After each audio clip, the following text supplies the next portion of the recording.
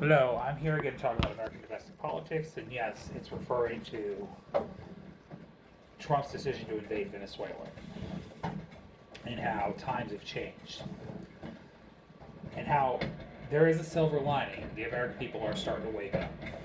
Okay. And here's the reality it's obvious. They're not even hiding it anymore. That's reason one. Okay. But plus, Trump's decision to invade him was so unstrategic. If that's even a word, it just was not strategic. He just did it in the dead of night, without Congress's approval, and done it illegally, and then went on TV the next day and bragged about doing it, and talked about how he intended to invade other countries the same way. Okay, but I don't know who's talking to him, if he even listens at all, but he really thought his attempt was to make himself a wartime president and get the public will on his side.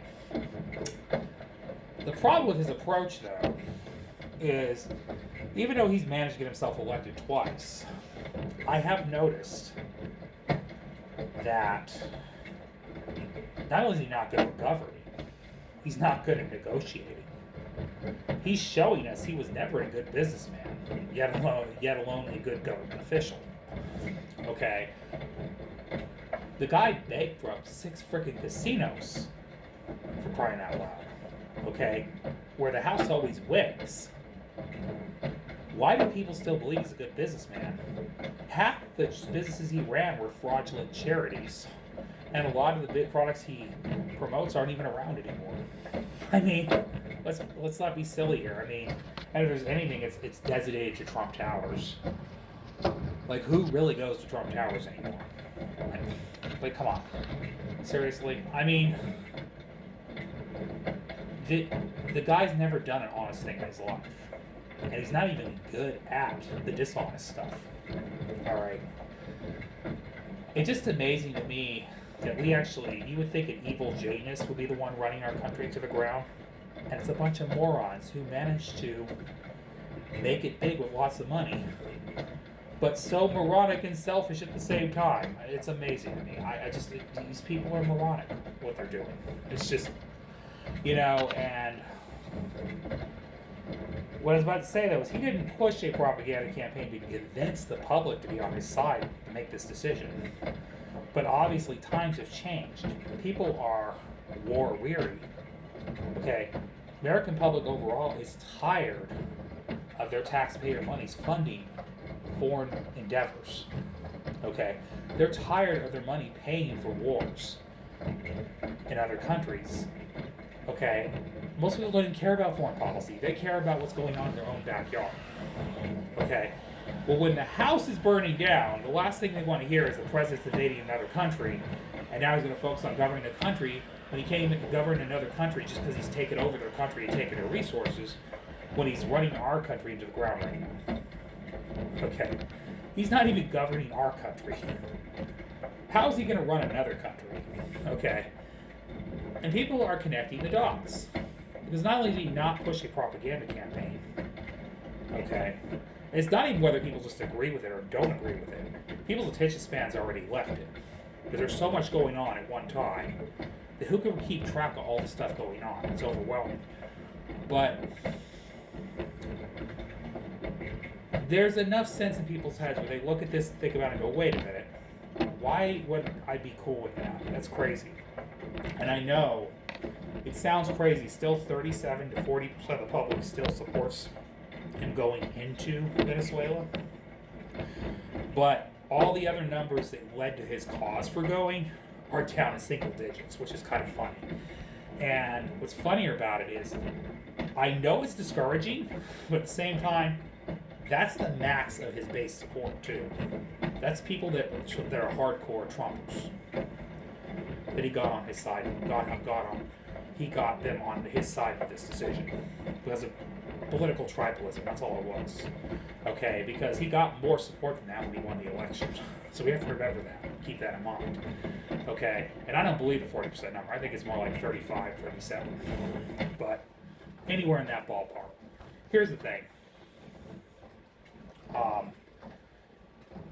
When past presidents done similar things in other countries, they had 60% support, 80% support.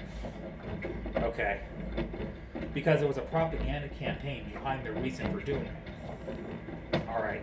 And they got the approval of Congress to make that decision. All right? That's the difference. And in some of these other cases where it happened, it was for different reasons, and some of them were more justified than what Trump is doing right now. And I can't believe I'm even saying that or admitting that, okay? Not that I agree with presidents doing that at all. But, you know, like Obama going after bin Laden. Yeah, who didn't really support that? I would support that. Because that was the right call to do that. You know. But that's because the guy he went after actually was involved in 9/11. So I could see why a president would target a terrorist or a terrorist leader for that reason, and in targeted circumstances. But what Trump's doing, that's not at all what he's doing. He kidnapped the leader and his wife. Okay, Venezuela, yeah, we've not gotten along with them, but Venezuela doesn't affect our life, okay? The boats he targeted were just random civilians living in the country. Okay, so the thing is, people are connecting the dots. But the reality is, people are just tired of war. Nobody cares about this stuff. People are busy trying to pay their rent, their mortgage, buy food, for crying out loud, pay for their health insurance, keep a job, keep a roof over their head. People got too many things to focus on.